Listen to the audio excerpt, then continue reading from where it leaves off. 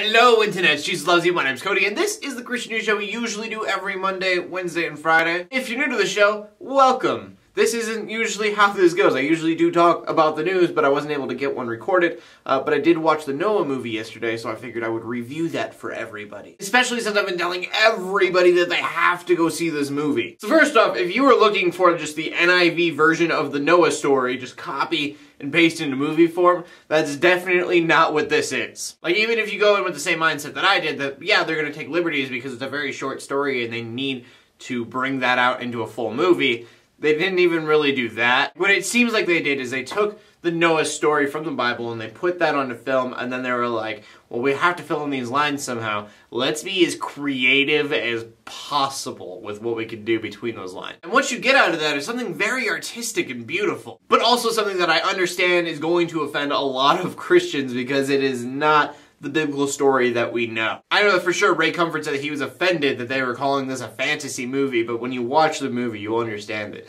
You would be much more offended if they were like, this is a literal translation of what happened in Noah's time. And this movie has rock golems and dog armadillo things, so it's that kind of movie. But all the creative liberties that they have taken, it still at its core has the same messages conveyed that the story does. And something I did want to point out about Noah himself, back in like Sunday school, you would go and read your children's Bible, and Noah was happy and this perfect person the entire time. I mean, that was why we thought God said that Noah would be great for it. Well, the movie does something that I think a lot of Christians are going to be bugged by, but we really shouldn't, and that is that Noah is not a perfect person. He has flaws. He doesn't have everything figured out, much like just about every other person God uses in the Bible. I don't want to give away too much, but pretty much the entire last half of the movie, I wanted to slap Noah and be like, dude, stop trying to do it all on your own. If God can flood out the entire world, he can control this. Stop trying to take control of everything. And at first this really bugged me that I kind of realized that that's how life works. God doesn't just like do everything for you like I was wanting him to.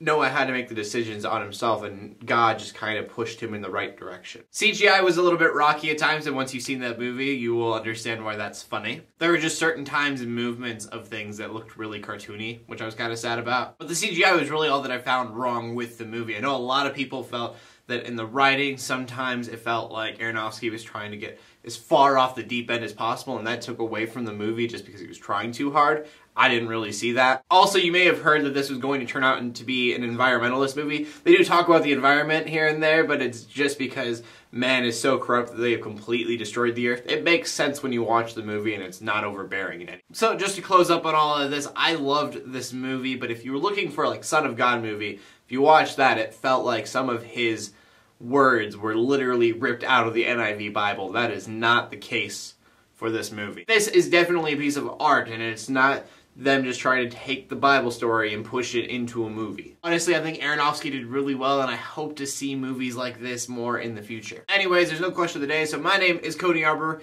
usually bringing you Christian news every Monday, Wednesday, and Friday. We will have one Monday. In closing, let the haters hate, let the Christians pray, and to everybody, like, subscribe. I'll see you later, and God bless.